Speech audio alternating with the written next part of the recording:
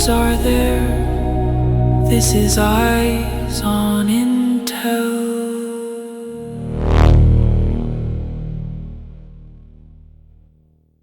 Imagine an ambulance, right? Its emergency lights are just cutting through this freezing December night, and it's idling in front of a massive, heavily fortified steel gate. Yeah, a completely locked gate. Exactly. And inside the back of that ambulance on a stretcher, there's a 41-year-old man who is suffering a massive, life-threatening seizure. I mean, every single second that ticks by is quite literally the difference between oxygen reaching his brain and irreversible, catastrophic brain death. Right, the paramedics are frantic. They are shouting. Yes, they're desperate to get this man to the emergency room, but the gate just won't open. And, you would probably assume there's a mechanical failure, right? Like some sort of glitch in the security system. Which happens, but that's not what this was. No, not at all. The gate is intentionally locked shut by the guards. And why?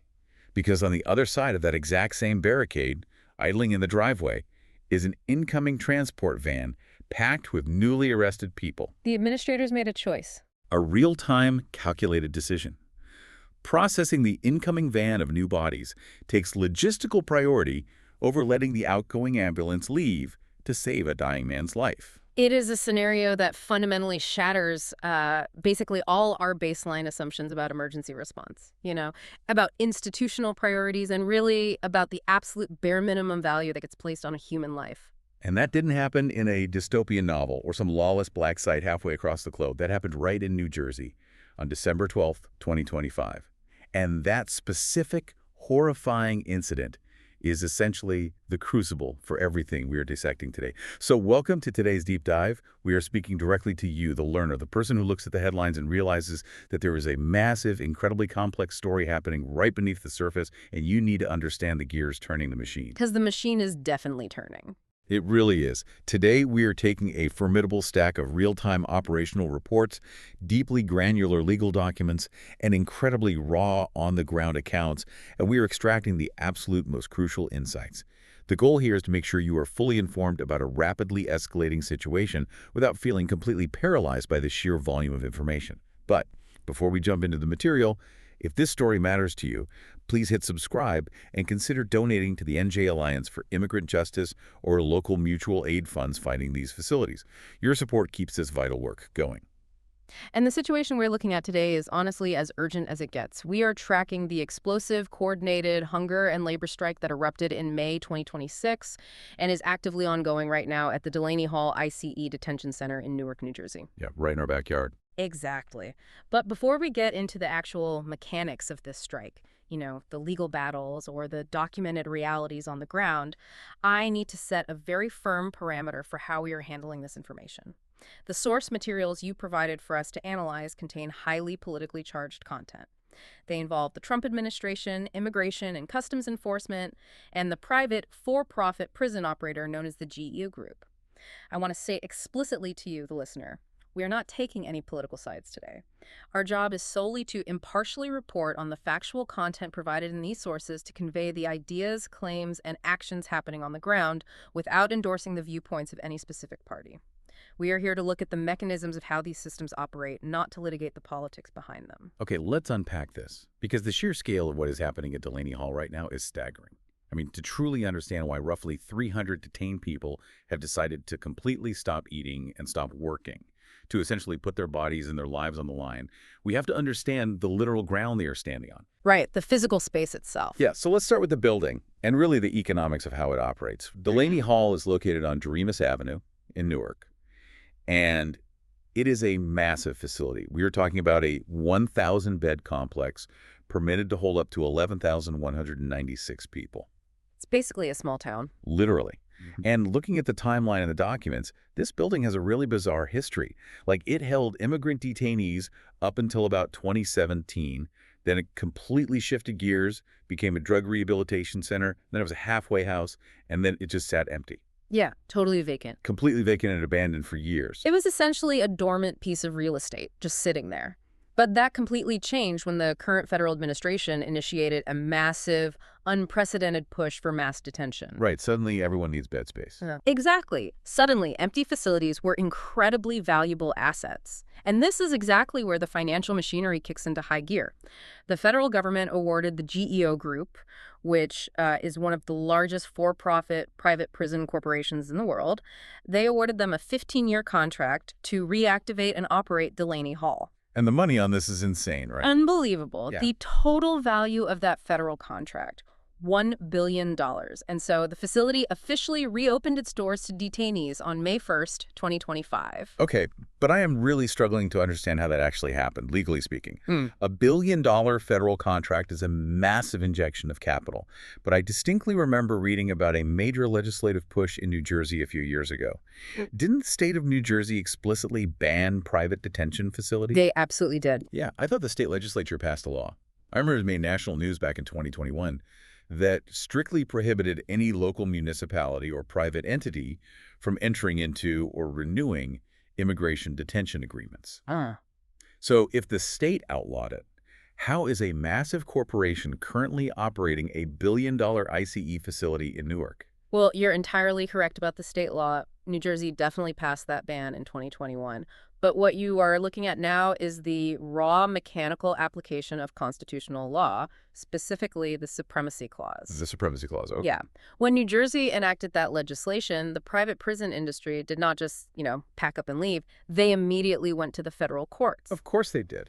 Right. And the pivotal moment was a 2023 case involving a different operator, Core Civic. In that case, the U.S. District Court for the District of New Jersey actually struck down the state's statutory ban. So wait, let me get this straight. A single federal judge can just erase a law passed by the entire state legislature. How does that mechanism actually work? It basically comes down to jurisdiction and federal authority. So the Supremacy Clause of the U.S. Constitution establishes that federal law and federal mandates generally take precedence over state laws when there is a direct conflict. Right, federal beats state. Exactly. The court's rationale was that immigration enforcement and the housing of federal immigration detainees is strictly a federal purview, and the federal government heavily relies on private contractors to execute that mandate. So they argued the state was interfering with federal operations. Spot on.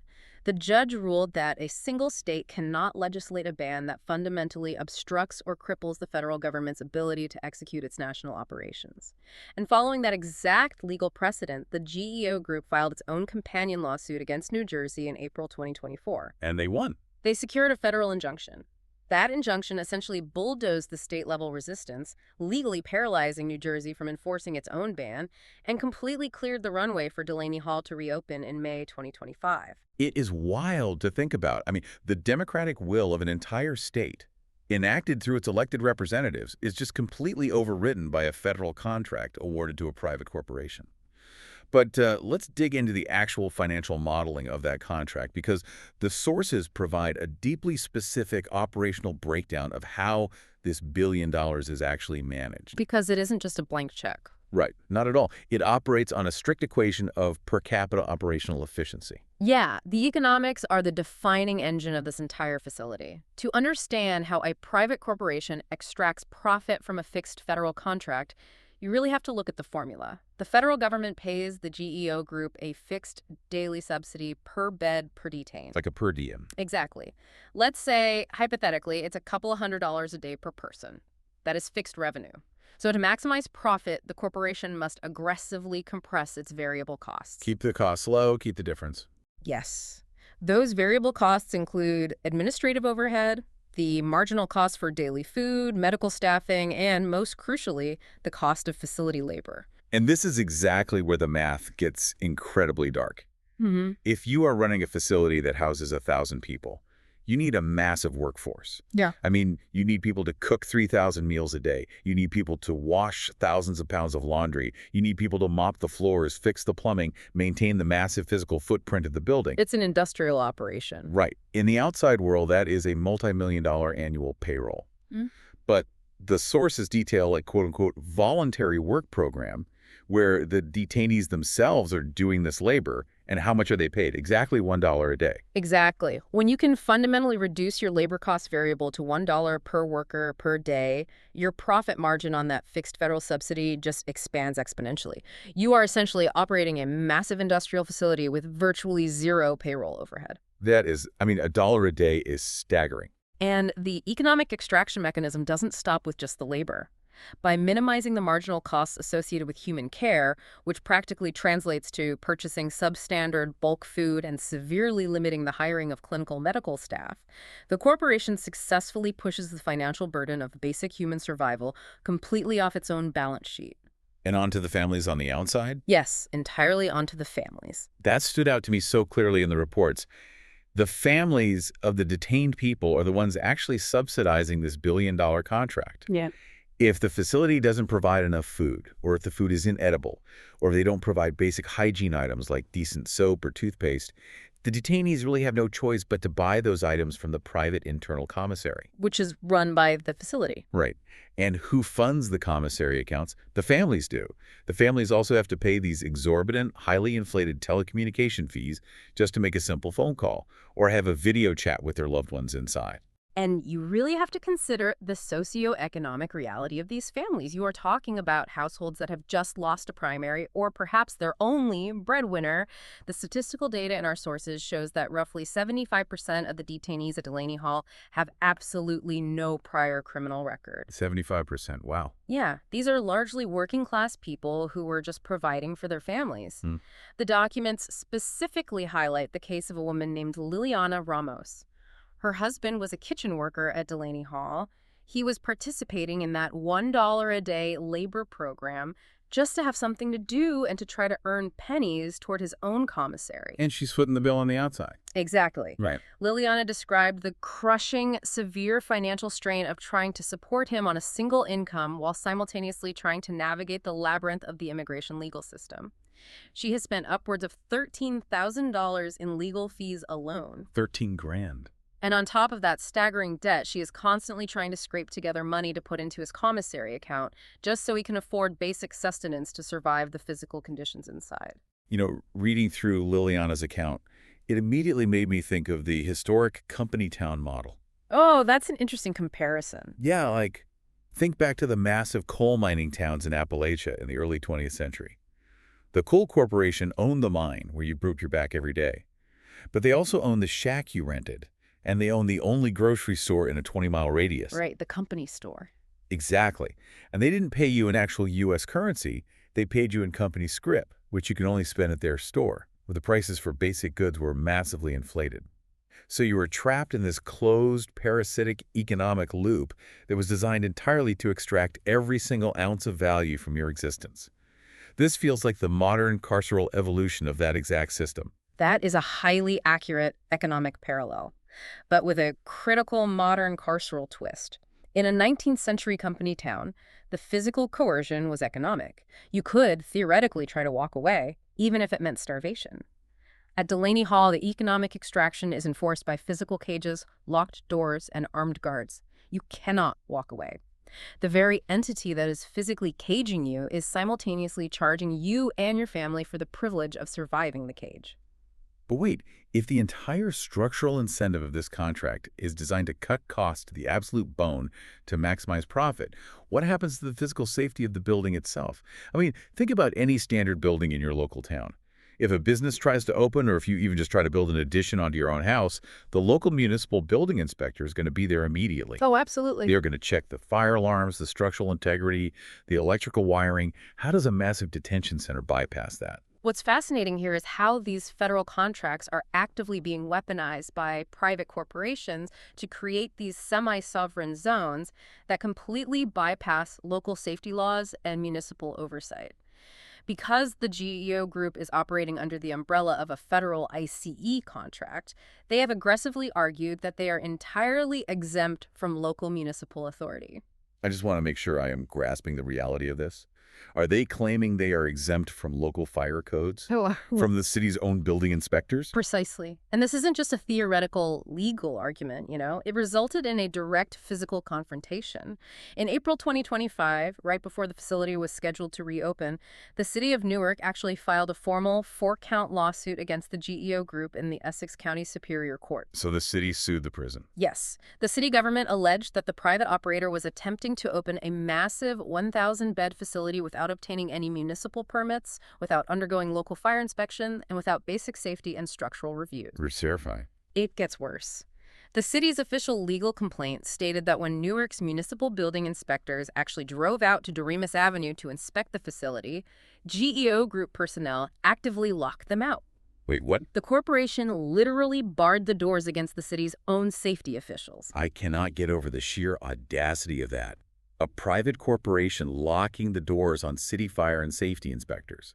I mean, the city's lawsuit basically argued that if their engineers aren't even allowed inside the building, they have absolutely no way to determine if the structure is even fit for human occupation. And the GEO group's defense strategy was entirely reliant on their federal status.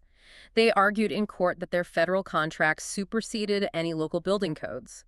Furthermore, they claimed that a certificate of occupancy that was issued way back in 2007 was still perfectly valid. 2007. Yeah. And you have to keep the timeline in mind here. Between 2007 and 2025, that building transitioned from a detention center to a halfway house to a drug rehab center, and then it sat completely abandoned and decaying for years. So the certificate was useless? That's what the city argued. The city of Newark forcefully argued that a nearly 2-decade-old certificate issued for a totally different use case for a building that had been vacant was completely legally meaningless. But the city couldn't stop them. The documents show the GEO group just utilized legal maneuvers, basically removing the lawsuit to federal court to stall the entire process. And by April 2026, a federal judge finally sent the dispute to mediation. But here is the critical point, right? While the high-powered lawyers are sitting in mediation arguing over jurisdiction, 1,000 human beings are actually living, sleeping, and eating inside this completely uninspected, unchecked building. Exactly. And the consequences of that lack of oversight aren't theoretical, they are physical. Which logically brings us to the operational reality on the ground. When you combine a labor force paid $1 a day, severely slashed budgets for medical care and food, and a massive physical structure that municipal safety inspectors are explicitly barred from entering, you essentially guarantee a landscape of extreme physical hazard. It's a recipe for disaster. And the documentary evidence of this hazard is exhaustive. Now, it is important to note that this culture of neglect didn't just spontaneously generate in 2025.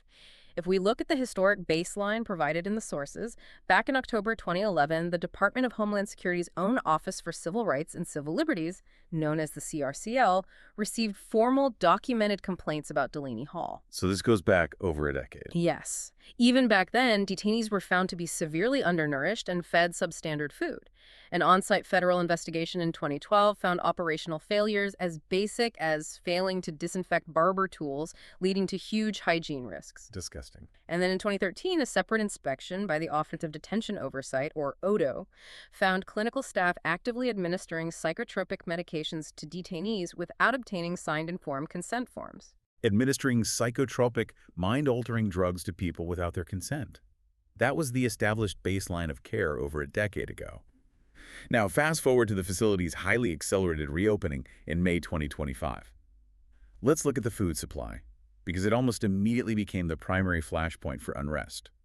The reports from detainees detailed receiving entirely frozen, incomplete meals. Yeah, the food issues were immediate. We are talking about being handed dry hot dog buns with absolutely no meat inside, or conversely, being handed a single cold sausage without any bread or sides. And we really have to analyze the physiological impact of that. This wasn't merely poor culinary service or a lack of flavor, This was severe systemic caloric deprivation. When you drastically reduce the caloric intake of a captive population, the resulting physical and psychological stress, it's immense. People are starving. Exactly. And it led directly to a major uprising on June 12, 2025, just weeks after the facility had reopened its doors. Approximately 50 detainees in one of the housing units staged a massive riot, specifically and explicitly protesting the severe shortages of food and basic drinking water. And the response was brutal. Right. Federal agents responded to the facility in full riot gear, deploying chemical tear gas to suppress a population that was essentially just begging for adequate, life-sustaining nutrition. And during the chaos of that June riot, something happened that completely 100% validates the city of Newark's desperate fears about the physical integrity of the building. During the tear gas deployment and all the chaos, 4 detainees actually managed to escape the facility. Yeah, that part is almost hard to believe. It really is. I mean, how did they pull off a prison break from a federal IC facility? They physically broke through an exterior dormitory wall. And when investigators looked at how that was possible, they discovered that this exterior wall, a wall meant to secure a detention facility, was constructed entirely out of plaster and chicken wire. Chicken wire. It wasn't reinforced masonry, it Yeah. wasn't poured concrete, it was plaster and thin wire. It's perhaps the most perfect, tangible illustration of the consequences of bypassing municipal building codes. When a corporation locks out city inspectors to accelerate a profitable opening date, corners are cut. And those cut corners manifest as chicken wire walls in a federal detention center. It's absurd. 2 of those escaped men were apprehended within days, but the others managed to evade capture for weeks, which triggered a massive, highly expensive manhunt involving the FBI and local law enforcement agencies. All of that chaos stemmed from the alleged structural deficiencies allowed by the lack of oversight. And the documentation of these ongoing hazards is incredibly thorough. Yeah. Like in August 2025, the ODO conducted another major compliance inspection. The findings detailed in this specific report are deeply disturbing. Let's talk about the environmental health and safety deficiencies they found. The federal inspectors discovered a complete and total lack of inventory tracking, safe storage protocols, and accountability records for highly hazardous commercial cleaning chemicals. They were just leaving chemicals out. Yeah, they specifically documented chemicals like Excelente, Profig Neutral 64, and Sani T10+. These are highly toxic industrial solvents, and they were just sitting around completely untracked in a confined facility holding 1,000 people. Think about the danger of that in an environment where people are desperate and unsupervised. The operational failures documented by the ODO extended into virtually every single department they reviewed. The basic intake logs were missing. The facility staff were failing to fingerprint detainees prior to their release in 60% of the files that were reviewed, completely compromising basic identification protocols. 60%. In the temporary hold rooms, the staff completely failed to maintain any logs or even record the times that meals were supposedly delivered. And, most critically for human life, the guards routinely missed the mandatory 15-minute close supervision checks. The suicide watch checks. Yes. Specifically on the suicide watch logs, the inspectors documented 19 separate instances where those mandatory 15-minute life safety checks were delayed for up to 65 minutes. If someone is actively suicidal, an hour left alone in a cell is a lifetime. It is a death sentence. And then we have to go back to the food service quality, because the ODO inspection in August confirmed exactly what the detainees were protesting in June. The food safety violations were severe. Absolutely. The inspectors found critical, severe refrigeration violations. They physically measured cold potato salad sitting on the active serving line, and it was registering at 81 degrees Fahrenheit. 81 degrees. 31 degrees. Think about your local deli inspector coming in and finding mayonnaise-based potato salad sitting at 81 degrees. That is a literal petri dish for rapid bacterial growth and severe foodborne illness. They also documented severe ice buildup in the commercial freezers, with dirty, contaminated condensation dripping directly down onto the stored food supplies. When you take a step back and compound all of these documented variables, the complete lack of basic sanitation, the untracked hazardous industrial chemicals, the systemic lack of guard supervision, the profound language barriers where desperate medical requests are filed and go completely unanswered, and the dangerously contaminated 81-degree food, it creates an environmental matrix where tragedy is not just a possibility, it is a statistical inevitability. It's just a matter of time. Right. The system is perfectly engineered to produce a casualty. And that horrifying inevitability fully materialized on December 12th, 2025. Here's where it gets really interesting. And by interesting, I mean absolutely horrifying. And it brings us right back to the ambulance at the locked gate. This is the timeline of the death of Gene Wilson Brutus. He was a 41-year-old undocumented Haitian national. According to the records, he arrived at Delaney Hall on December 11th. The facility's own medical intake records clearly show that he arrived without any signs of medical distress, and he had absolutely no documented history of cardiovascular issues or seizures. He was cleared at intake. Exactly. But less than 24 hours after walking through those doors, he suffered a catastrophic medical emergency, which was documented by staff as a severe seizure. The precise timeline of the institutional response is the critical mechanism here. Outside the facility, there is a dedicated group of volunteer observers from an organization called Eyes on Ice. They maintain a constant physical vigil outside the gates to monitor the facility. One of these volunteers, who uses the alias Melissa Munoz in the reports to avoid retaliatory actions against her own detained loved ones, was actually inside the visitor check-in area when this happened. Shared the whole thing. She overheard the guards' internal radios. She distinctly heard the urgent call. Medical emergency at intake, seizure, call 911. But then she noted a chilling detail. Immediately after that call for the ambulance went out, the guards were explicitly instructed over the radio to switch their walkie-talkies to a different, secure channel. They didn't want anyone listening in. Exactly. They purposefully changed frequencies so the civilian visitors in the waiting room could no longer hear the real-time coordination of the medical emergency. So 911 is called. 2 ambulances from University Hospital arrive at the facility.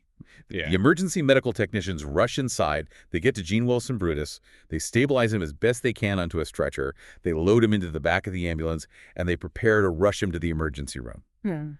But they can't leave the property. This is the specific logistical detail that strips away any illusion about the facility's systemic priorities.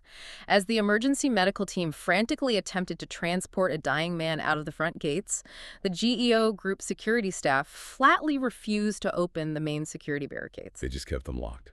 And the reason documented for this refusal, the security staff were prioritizing the entry of an incoming scheduled ICE transport van that was full of newly detained individuals. I really need to pause and make sure we fully process this. An ambulance containing a human being suffering a potentially fatal medical emergency is actively blocked from leaving a facility because the corporation is prioritizing the processing of new incoming bodies. Incoming bodies equal new subsidies. Right. The incoming van represents new daily subsidies. The outgoing ambulance is just a liability.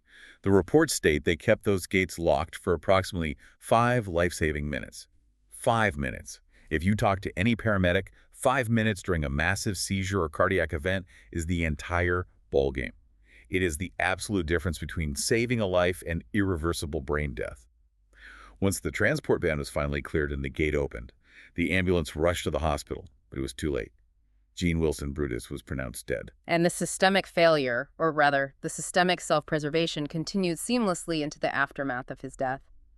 Under ICE's own strict internal policies, when a person dies while in federal custody, the agency is legally required to inform the public in a timely and accurate manner. They have to issue a notice. Specifically, they mandate posting a formal notice on their public-facing website within 2 business days.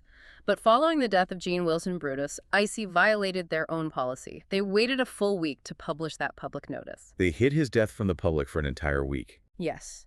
And when they finally did release the official statement, advocates immediately noted how the language was carefully constructed. The press release heavily focused on detailing Brutus's prior, unrelated criminal record. Smearing him.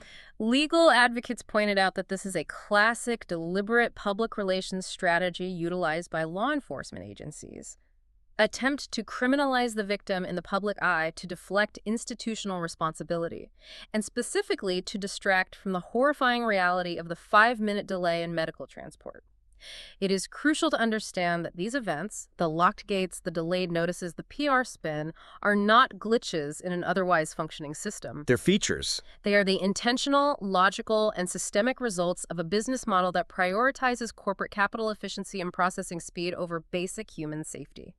When the ultimate operational directive is to process bodies and maximize billable bed space, an outgoing ambulance is simply treated as a logistical inconvenience compared to an incoming transport van. It is absolutely chilling to realize that the people inside Delaney Hall, the detainees who are living through this reality every single hour of every single day, they knew exactly what was happening. They knew about the 81-degree potato salad because they were eating it and getting sick. They knew about the plaster and chicken wire walls. They knew their medical requests were being ignored for days. And they knew all about the tragic death of Gene Wilson Brutus. They saw it all. They realized that they were trapped in a machine that viewed them entirely as disposable inventory. And they realized that if they didn't take drastic collective action, more of them were going to die in those cells. Which brings us to the breaking point, the core event of the sources. The massive May 2026 hunger and labor strike. The operational buildup to the strike was meticulous, and it was thoroughly documented. While the municipal lawsuits dragged on in federal court, the detainees were actively organizing inside, constantly smuggling correspondence and operational updates out of the facility. In February 2026, months before the strike, they managed to release an open letter titled El Grito de Nosotros, the Cry of Us. That was the warning shot. That letter was signed by 24 individuals across different units. It detailed the contaminated brown drinking water, the rancid undercooked food, and the incredibly erratic and dangerous distribution of essential prescription medications. But despite the letter reaching advocates and the press, it didn't spark the necessary institutional change or oversight. So the internal organizers realized they had to escalate their tactics. They had to hit the facility where it actually hurt the operational economics. And that escalation happened on Friday, May 22, 2026. The facility absolutely exploded into highly coordinated resistance. Approximately 300 detainees spread across multiple physically segregated housing units launched a massive unified hunger and labor strike. And it is the dual nature of this strike that is so critical. Yes, the labor aspect is huge. First, they announced they would absolutely refuse to eat any of the facility-provided meals. But equally importantly, they completely withdrew their labor. No more $1 a day kitchen shifts, no more washing the mountains of laundry, no more cleaning the floors or doing basic maintenance. They essentially shut down the internal economic engine that allowed the prison to function. I really want to focus on the shared logistical complexity of that achievement. The coordination required to achieve a simultaneous strike of 300 people across multiple, locked, physically segregated housing units in a high-security federal detention center is immense. You are talking about populations that are intentionally kept apart to prevent this exact type of collective action. How do they even do it? They achieved this by utilizing smuggled cell phones, and they coordinated complex multi-way video calls to communicate directly with advocacy organizations who were simultaneously holding solidarity rallies right outside the massive gates on Doremus Avenue.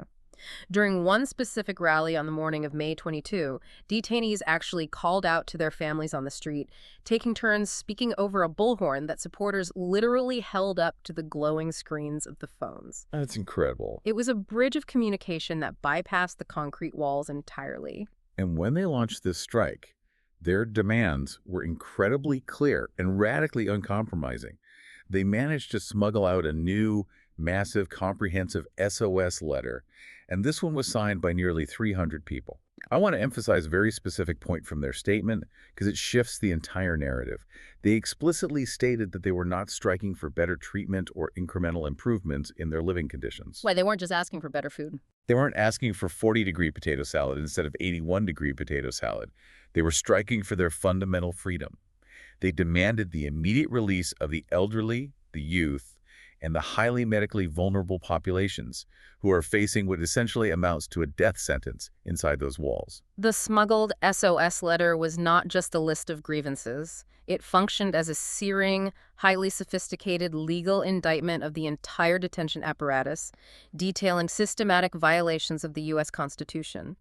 They specifically cited Fourth Amendment violations regarding unlawful search and seizure. Meaning they shouldn't even be in there. Right.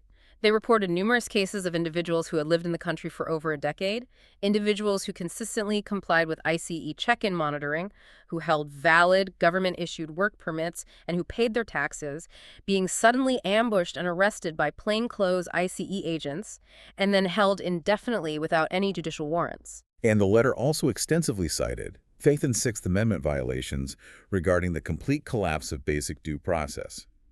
The detainees described an immigration judicial system that functions less like a court of law and more like an industrial conveyor belt. The dockets are overloaded. The reports detail dockets where over 40 complex asylum or deportation cases per day are assigned to a single overwhelmed immigration judge.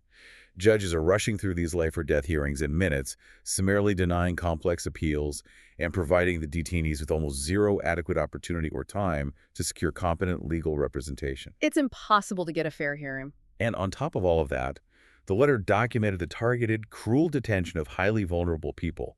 They specifically cited individuals in the facility who were completely deaf, mute, legally blind, or actively pregnant. So we have 300 human beings actively starving themselves, refusing to work, and publicly documenting severe systemic constitutional violations. And how did the federal government respond to this massive crisis? On the evening of May 22, the first day of the strike, a spokesperson for the Department of Homeland Security issued a terse official statement to the press. Hmm. They stated, and I quote the document exactly, "There is no hunger strike at Delaney Hall at this time." Wow. The spokesperson further claimed that all detainees had continuous, unfettered access to clean drinking water, adequate clothing, and dietitian-reviewed meals. Finally, they added a deeply cynical line stating that being in detention is a choice, explicitly pointing detainees toward the option of self-deportation if they didn't like the conditions. There is no hunger strike. That statement is staggering. 300 people are actively refusing food. They are holding live video calls with advocates on the street. They're smuggling out a massive manifesto with 300 physical signatures. And the official, on-the-record response from the federal government is to simply deny reality. To completely ignore it. It is pure, unadulterated gaslighting. How can a federal bureaucracy, legally or administratively, just look at 300 starving people and say it isn't happening? This raises an important question about how massive bureaucracies fundamentally use metrics to erase human suffering. ICE relies on a very specific, highly criticized, internal administrative threshold for officially recognizing when a hunger strike is occurring. According to their own internal guidelines, a detainee must be medically documented skipping 9 consecutive meals or going 72 continuous hours without any food or water before the agency even formally records the event as a strike, or even initiates any mandatory official medical monitoring protocols. But wait, playing devil's advocate here for a second, doesn't a massive bureaucracy need some sort of standardized metric?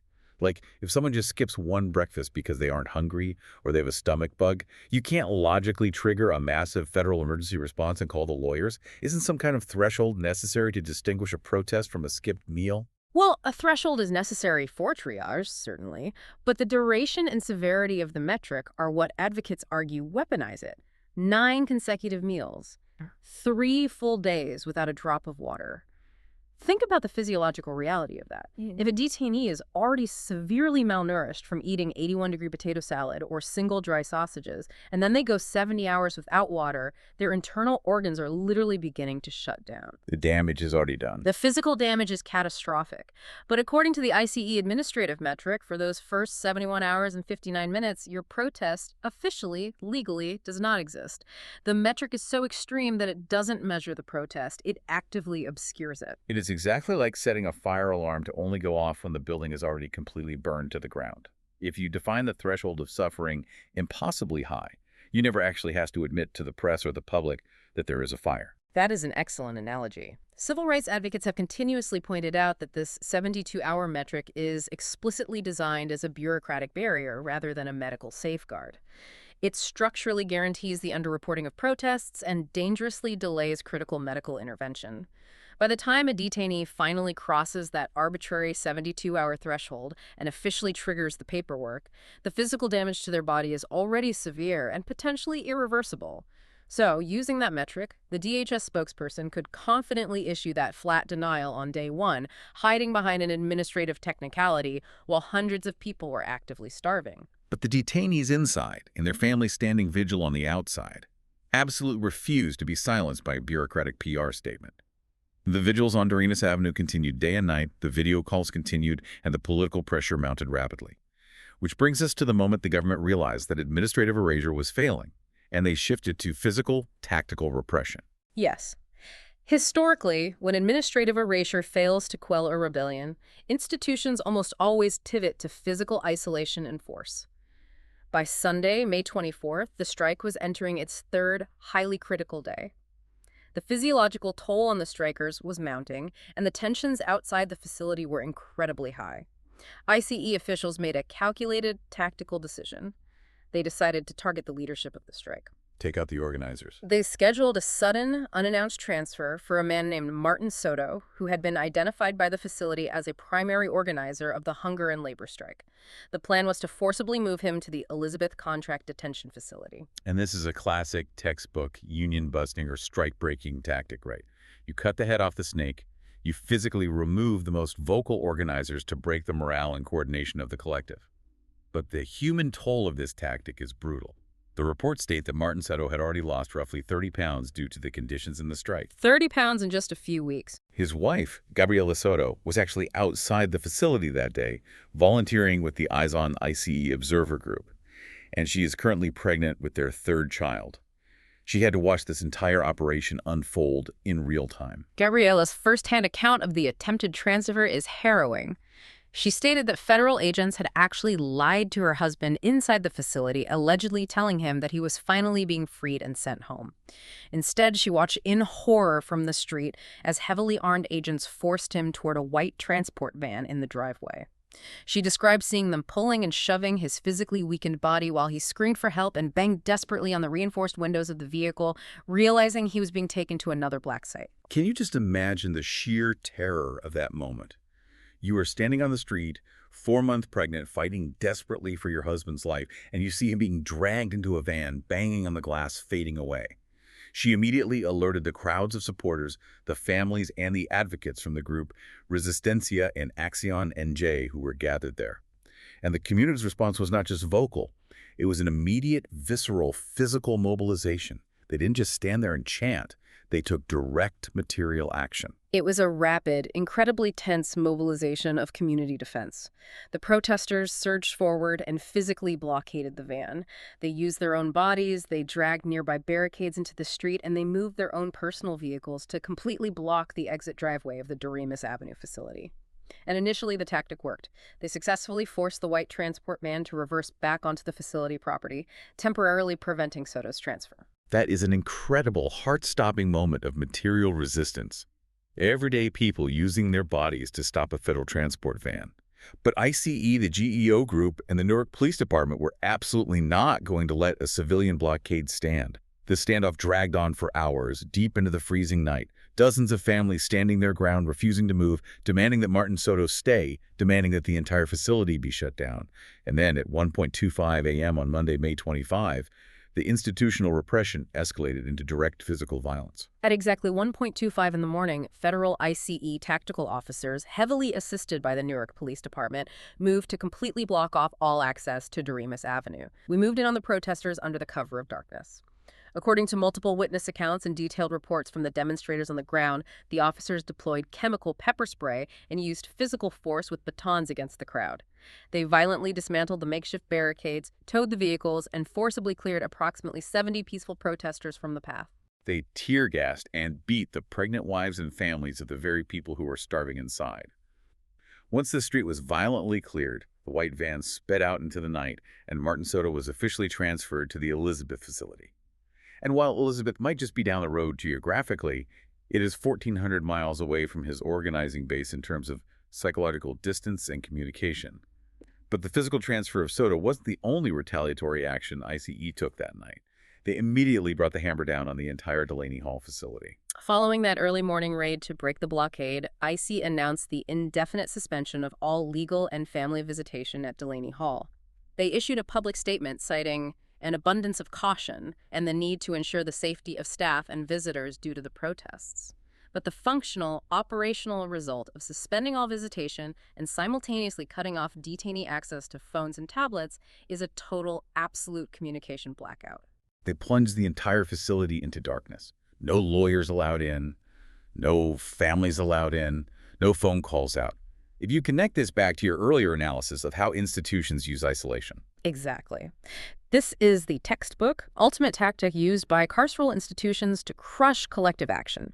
When you isolate striking individuals from their external support networks, their families, their lawyers, the press, you completely deprive them of morale, legal counsel, and public visibility. By enforcing a total communication blackout, the institution attempts to rapidly reassert absolute control over the narrative, and more importantly, to hide any subsequent abuses, medical emergencies, or physical retaliation from the public eye.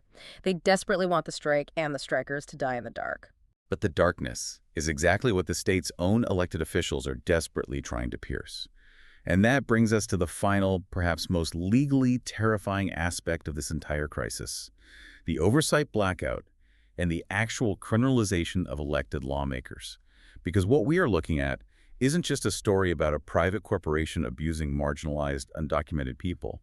It is a story about a private, for-profit corporation utilizing the raw power of the federal government to build an impenetrable fortress against democracy itself. The conflict at Delaney Hall has officially triggered a massive, high-stakes constitutional crisis regarding the fundamental limits of congressional oversight and the separation of powers. To truly understand how unprecedented this is, we have to look back to a year prior to the strike, to May 9, 2025. Right after it opened. Just days after the facility had initially reopened, a delegation of high-ranking federal and local lawmakers, including U.S. Representatives LaMonica McIver, Rob Menendez, and Bonnie Watson-Coleman, along with the mayor of Newark, Ross Baraka, attempted to conduct an unannounced official oversight visit. Which is their job.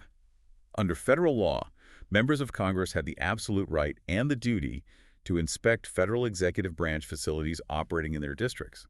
They showed up to do their constitutional jobs, to inspect a facility that was already generating horrific reports of abuse.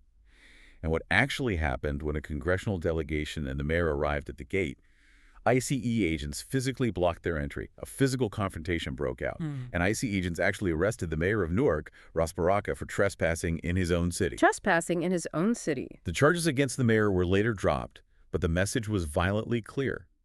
Local authority does not exist here. And the retaliation against the federal lawmakers was even more severe and constitutionally dangerous.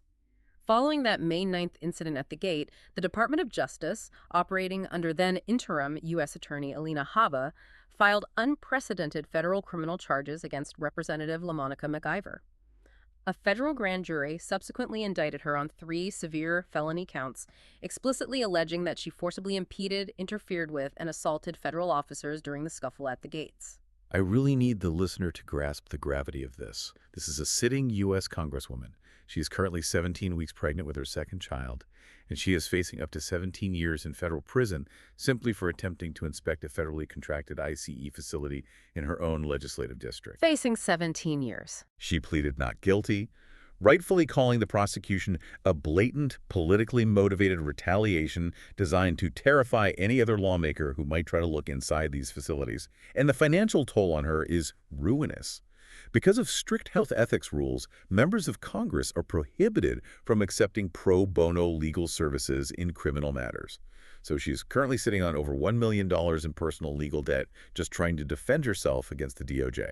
Her legal case, formerly known as United States v. McIver, is currently pending before the U.S. Court of Appeals for the Third Circuit. The core of her complex legal appeal rests entirely on the speech or debate clause of the U.S. Constitution, specifically Article 1, Section 6, Clause 1. We have to understand the mechanics of this clause. It was explicitly designed by the framers of the Constitution to strictly shield members of the legislative branch from harassment or prosecution by the executive branch for their official legislative acts. It's meant to protect them. Yes, and historically, the courts have interpreted legislative acts to broadly include unannounced oversight visits and fact-finding missions. Therefore, this prosecution by the DOJ is an exceptionally rare, aggressive, and highly dangerous attempt by the executive branch to literally criminalize congressional oversight. And it isn't happening in a vacuum. Yeah. While the DOJ is busy prosecuting a pregnant congresswoman for trying to look inside, the Department of Homeland Security is actively rewriting their internal rules to legally blindfold everyone else. In June 2025, right after the lawmakers tried to visit, DHS unilaterally rewrote its oversight policy, suddenly demanding a mandatory 7-day advance notice before any lawmaker can inspect an ICE facility. A 7-day warning. A 7-day warning. That isn't an inspection. That is a scheduled theater performance. 7 days gives the GEO group an entire week to throw out the 81-degree potato salad, hide the hazardous chemicals, patch the chicken wire, and physically transfer out the sickest, most abused detainees before the inspectors ever walk through the door. The institutional blackout is deeply systemic. It isn't just about locking out Congress. It's about destroying internal watchdogs.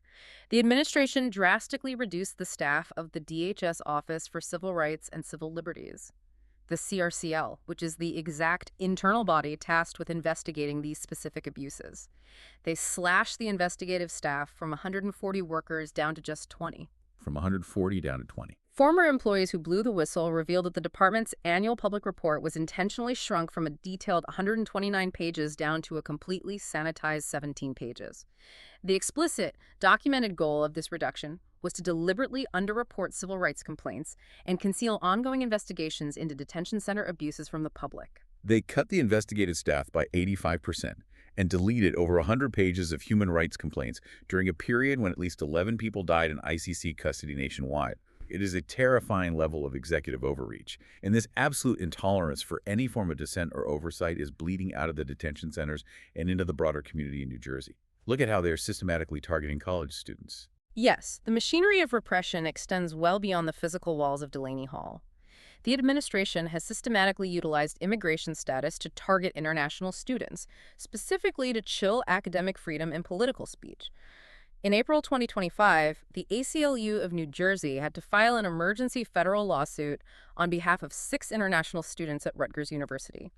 These students had their F1 student status abruptly and unlawfully terminated by ICE. Just like that. To understand the mechanism, ICE utilizes the SEVA's database, and with a few keystrokes, they can revoke a student's legal status, instantly placing them at immediate risk of detention and deportation simply for existing as immigrants on a politically active campus. And then there is the horrifying dystopian case of Mahmoud Khalil. He was a Columbia University student, a lawful permanent resident of the United States, and he served as a lead negotiator for the Gaza Solidarity encampments on campus. In March 2025, plainclothes DHS agents ambushed him in the lobby of his own apartment building, arresting him right in front of his pregnant wife. They locked him away in an undisclosed New Jersey detention facility for 104 days. Over 3 months. 104 days in a black site, in direct, unquestionable retaliation for his constitutionally protected First Amendment speech. And even after a federal judge finally ruled his detention blatantly unconstitutional, the administration actively fought to overturn the ruling just to keep him locked up. If we connect this to the bigger picture, what we are witnessing across all of these events is the terrifying expansion of what legal scholars call carceral sovereignty. When a private for-profit corporation like the GEO Group is armed with a billion-dollar federal contract, they can essentially declare total independence from all democratic accountability. They can legally lock out local municipal building inspectors. They can physically arrest local mayors. They can trigger the federal indictment and prosecution of a sitting U.S. Congresswoman. They operate as a legal and physical black hole, entirely insulated by the shield of federal supremacy. Which brings us to the absolute latest escalation in the sources. Today, Memorial Day, May 25, 2026. As the hunger strike inside Delaney Hall enters its grueling 4th day, as Martin Soto sits in a new, isolated cell in Elizabeth, as the pepper spray finally clears from the pavement on Doremus Avenue, the governor of New Jersey, Mikey Sherrill, physically arrived at the massive steel gates of Delaney Hall. The chief executive of the entire state demanded entry to inspect the facility operating within her borders. And she was flatly, unequivocally denied entry. Federal ICE agents and the private GEO Group security staff explicitly refused to let the governor of New Jersey inside a building that is operating on New Jersey soil. The Department of Homeland Security immediately issued a statement dismissing her attempt as a mere political stunt, and they cynically utilized the suspension of visitation, the blackout they implemented following the violent clearing of the protests the night before, as their administrative shield to keep the steel doors firmly locked against the governor. So we have to ask ourselves, as we look at the entire massive scope of this deep dive, if the walls of Delaney Hall are thick enough to lock out a sitting state governor, to arrest a city mayor, and to threaten a pregnant congresswoman with 17 years in federal prison just for trying to look inside, what chance does a marginalized, undocumented person have of being heard? If $1 billion federal contract can successfully build a fortress against democracy itself, how many other black box institutions are operating right in our backyards, completely insulated from our votes and our voices? It is a question of profound constitutional and moral weight. When the state contracts out the fundamental deprivation of human liberty to a private for-profit corporation, the mechanisms of transparency and accountability are the very first things to be dismantled. Free them all. Shut down Delaney Hall. Remember, open hearts, open minds.